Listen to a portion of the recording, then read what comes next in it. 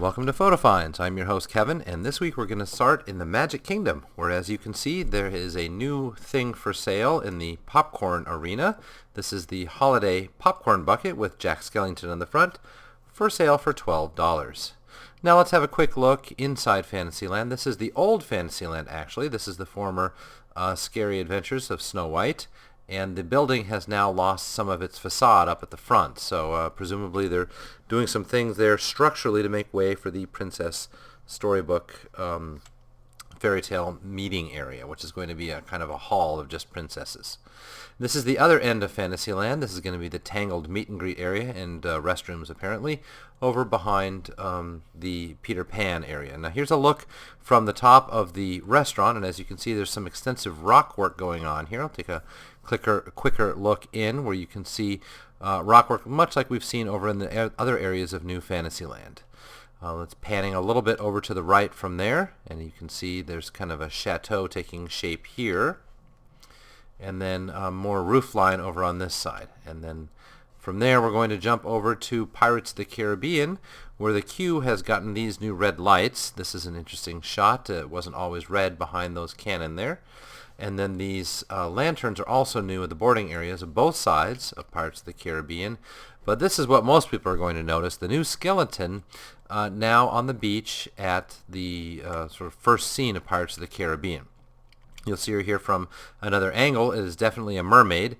And in fact, just before this scene, right after the mist waterfall, you see a projection or two of mermaids in the water, maybe even the water rippling as the mermaid fins, quote-unquote, move around. As well as hearing the mermaid's song. So they've really kind of changed the tone of the introduction area to Pirates of the Caribbean. That's not the only change in the Magic Kingdom. Now, as you can see here from Henry, our host, as well as Gomer sitting on the piano, they've really freshened up things at the Country Bears. Now, this is brand new fur, and in many cases brand new toupees as well. Color schemes are slightly different. What they've done is they've changed some of the songs. This troupe, the Bear Band, the Five Bear Rugs, I guess they're called officially, used to perform another song called Devilish Mary that is no longer part of the new show. I thought I would show you what each of the characters look like, just so you can see that they've all been freshened up. There's Liver Lips McGrowell with a new outfit and new hair as well. And there's Wendell, who doesn't fight with Henry anymore. In fact, they're taking out a lot of the banter. And some of the banter between Trixie here and the Heads on the Wall is gone. The Heads on the Wall no longer insult her, and it's possible that the move here was to make this a little bit more politically correct. There's Terrence the Shaker and the Bears who are singing the unfortunate song that the guys who turn them on turn them down. The sun bonnets, I think they are called, still have a song, although it's been a little bit abbreviated as well. And that's really the order of the day, is that everything has gotten abbreviated. You can't really see all the jewelry that Teddy Bear is wearing here, but she's quite sparkly in person. Now Big Al is there, and not much has changed with Big Al, although a little bit has changed with Henry and Sammy, which is the raccoon in the top there. We are meant to depart while they are still saying goodbye to us. After this last song, they're still saying goodbye to us, and we're supposed to walk right by them while they're still out on our way out. So they've really shortened the show and made it something perhaps for a younger audience with a shorter attention span. Now this struck me as new costumes for the Barbershop Quartet on Main Street. And on Main Street as well, you see this. I'll get it to you from another angle. Actually, maybe I won't. This was the new exit gates where they're monitoring people optically rather than using a turnstile click to see who's still left in the park. What we are looking at here is the DVC construction next to Grand Floridian, and you can see a couple of different angles there. They've still got a lot of space over on the side that they haven't started building up yet. Now we are switching over to Epcot. This is One Wall and Innoventions, and as you can see it's all about solar and electric cars because indeed there's a vault next to it. Now the vault has been there, but that wall has not always had those decorations. At the recent D23 event, many of the builders and designers of Epcot made mention of the large sinkhole here between Future World and World Showcase, and that a grid had to be constructed to hold up the pylons since no pylons would stick in the ground.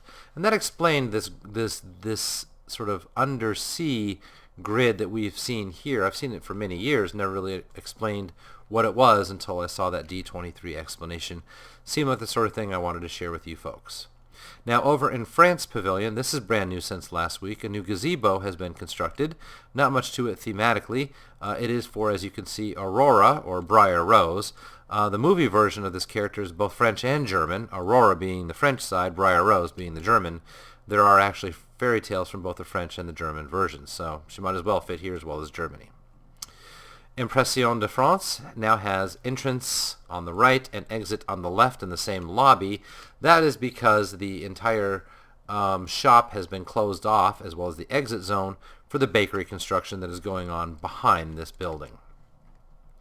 Over to Canada, the DVC building, which has been open for some time now. I haven't really poked my head all the way in. I thought I would do that now to give you some close-up views of what it looks like when you get there. Some tracks, a little bit of a game that you can play, and some decorations after that. And then on this board it tells you to touch the hearts of these animals. And these animals are off to the side. These are the hearts where you can touch them and hear the sounds that the animals make. So it's kind of themed to Epcot and Canada as well. Now the character spot has closed by the time you're listening to this. Its last day was on Saturday. They are putting a revised version of the character spot into this location behind Club Cool. This was used most recently in 2007 for the 25th anniversary Museum of Epcot History, and will be used for the character spot in the meantime while they refurbish the old character spot. Slightly out of focus, we're in the Land Pavilion here. These are a bunch of pumpkins, and as you can see, they're really just a pumpkin display that they put up every year around this time and let the cast members carve up the pumpkins. We are poking our heads into the Festival Center, where I have not been yet this year, despite Food and Wine Festival going on for some time now. We're here to take a look at the Chase Lounge. So if you have a Chase card or a Disney Visa card, which is a Chase card, you get free access in here. Now, there are comfortable chairs to sit in, as you can see. They've got a couple of televisions set up where you can watch TV. And really just kind of lounge around. Hence the name Lounge. It's the old corporate lounge back in the days when this was sponsored by MetLife as an entire pavilion. Now this is one of the things that people might like the best, free sodas in the corporate lounge as well. And in fact, for the first several hundred folks who get in, you can get a wristband to see the fireworks at the end of the night from a special location. Not always front and center. I thought I would take a picture inside the restroom of the original color scheme here. This is what the rest of the corporate lounge used to look like, and now this is the only vestige of it left. This kind of McDonald's looking red and yellow color scheme is what all of the pavilion used to look like back in the 80s. A couple of shots here of the curves and the lack of straight lines that you see inside the lounge. It's also a recharge station, as you can see here. Now just outside of the lounge is the Ghirardelli exhibit, and what I'm showing you here are a number of chocolate sculptures which seem to me rather exquisite and thus worthy of sharing with you. There's not always a chocolate exhibit at the Epcot International Food and Wine Festival. This year there is, and so perhaps it was noteworthy to bring you some of these chocolate sculptures so you could see for yourselves. That brings us to the end of this week, and as always, we thank you for your attention. We will catch you next time.